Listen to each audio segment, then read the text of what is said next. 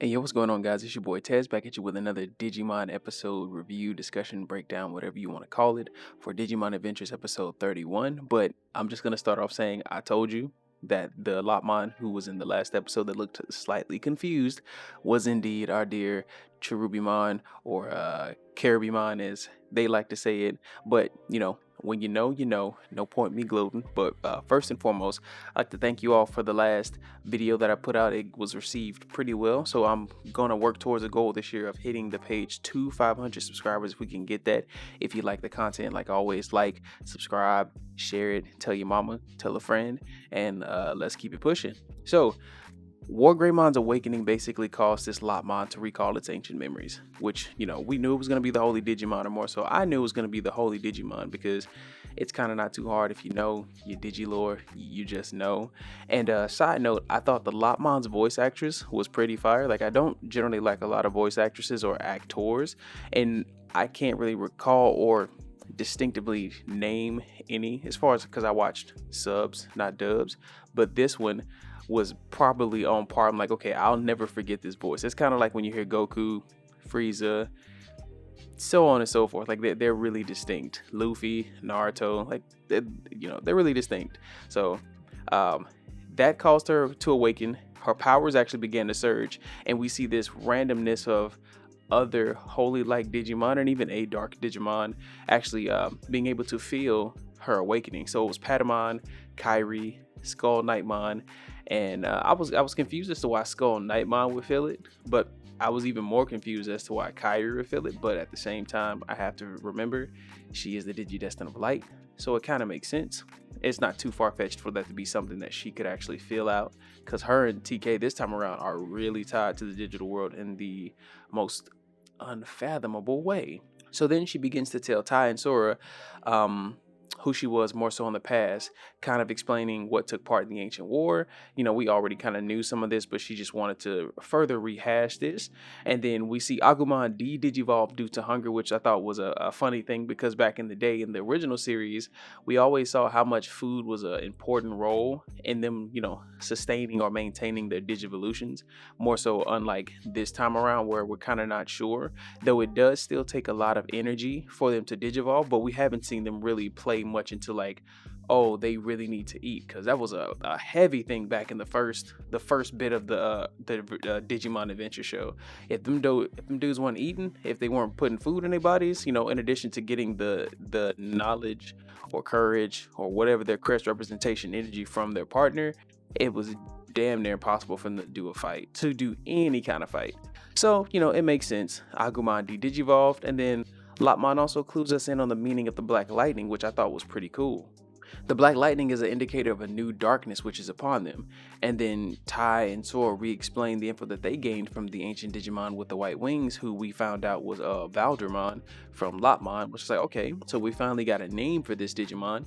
I had never actually seen it. I haven't done any research on it, but I was like, okay, so we're getting names. We do know there are 7 Holy Digimon in addition to the Digidestin, because you kind of get a homage to them at some point in, like, I think it's one of the Japanese books or the comics, excuse me. It could be actually one of the magazines, honestly.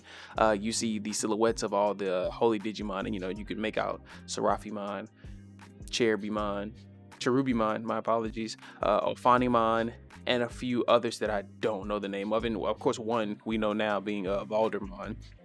So someplace unknown to us, while all this is going on, Millenniumon summons some Bakumon to attack the gang, and Lopmon shows us a glimpse of the war from her mind's eye, basically, and we get to see this cool kind of transition of her doing a Shinka, like, evolution, and you see her reveal her form as Kiribimon, Cherubimon, whatever you want to call it, which I thought was pretty dope. Mind you, I would not mind seeing Cherubimon X, which is it's a cooler variant of the line, unlike the current ones that just kind of look weird. They just look they just look weird. They're not the best. Like I said in the comments of the previous video, I've got a thing for Gokumon out of anything in this. Sorry, not Gokumon, Wendigomon.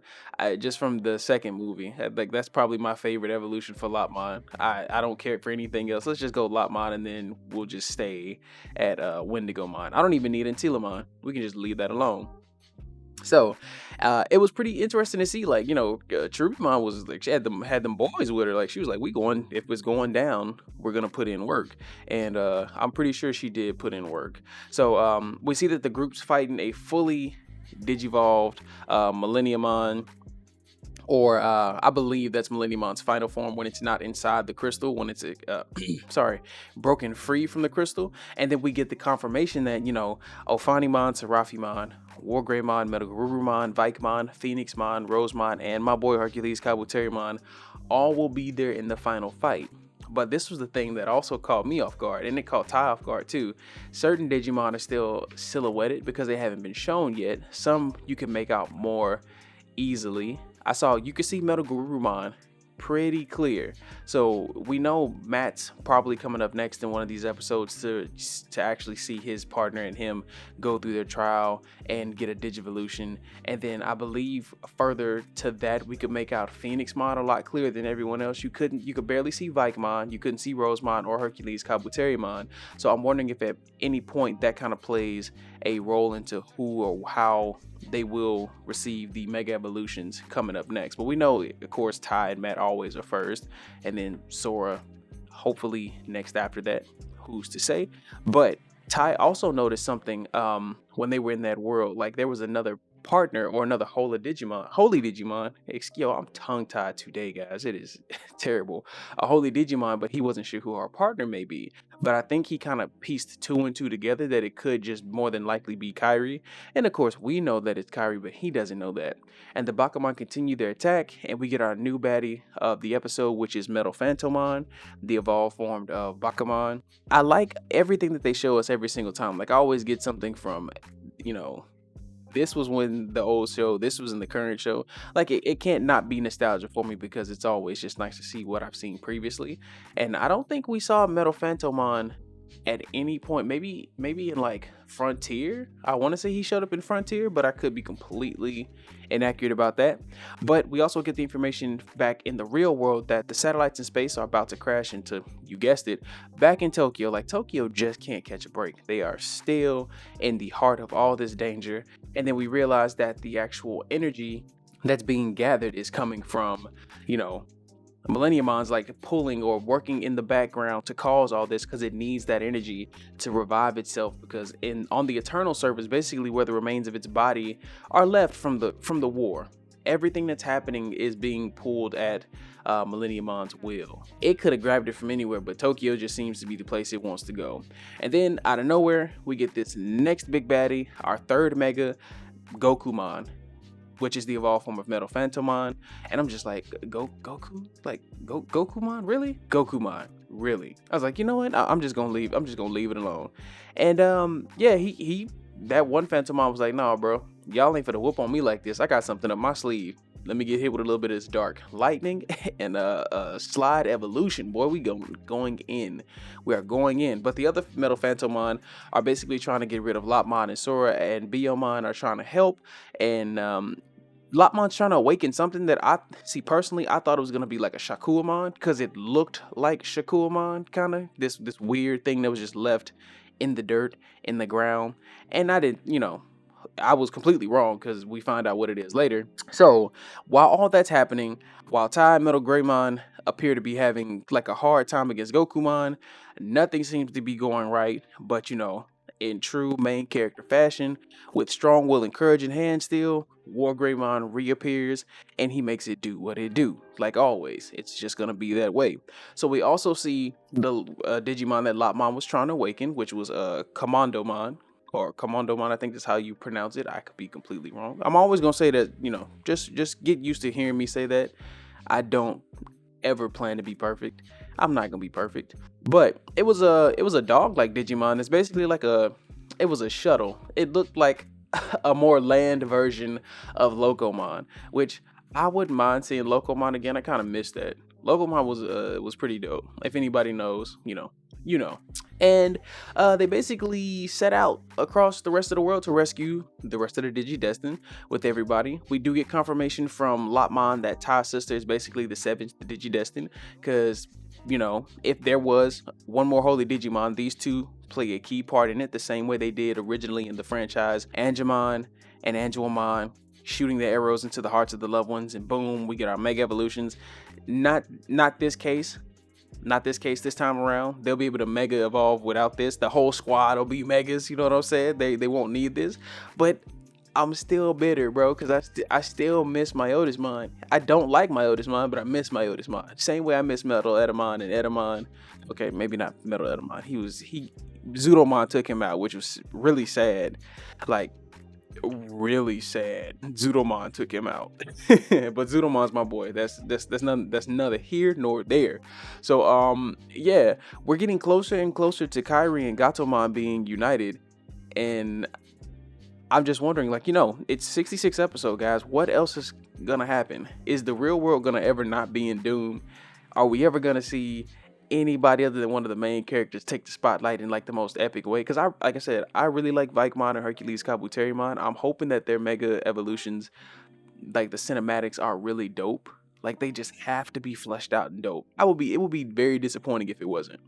I just couldn't live with it. I'd have to, but deep down I wouldn't. But overall, I thought this episode was great. I was still bummed that we didn't get another mega evolution outside of just, War Greymon. I wanted to see Phoenixmon show up because I'm like, why have Sora be here? But at the same time, Sora is the representation of love, so I'm not sure what great love would have to be given or shown in order for her to achieve Phoenixmon. And also, riddle me this: if you make it this far, how would you feel about seeing a turnaround of sorts when the final battle concludes or gets ready to reach its climax? If we see Dark Seraphimon, or even the other forms of Angemon, I could be wrong. Like, I don't know the Angelomon. Sorry, I don't know the actual name of it, but I know they exist. They're kind of like there's two forms: the corrupted Ophanimon, or the one where there's a mix or a Jogress of Lady Devimon and Angelomon. Even if I've gotten the names wrong, you can probably look it up and figure it out. But I just think that'd be a hell of a turning point. Like, if before everything hits the head, they find a way to either corrupt Seraphimon or Ophanimon, and we're left at a standstill until everything completes. So comment down below and let me know if that's something you think could possibly happen, because remember, we did see TK and Patamon, or more or less Poyomon, or the egg, get a little splash of that dark goo on them before all was said and done. And we don't really know how much Kairi is not being affected by the dark part of the digital world, because we still know if they're using and pulling from her actual older plot and character development, she is tied, or the darkness always tugs at her a lot heavier, because she is the representation of light. So who's to say? But like always, man, thank you guys for listening. Thank you for watching dog. Let me get out of here, man. Thank y'all for watching, listening, subscribe, all that good stuff. Be sure to like, thumbs up, thumbs down, whatever. Tell a friend, tell your mom. I'll catch y'all for the next one. Y'all be good, be blessed, and always stay safe. Peace.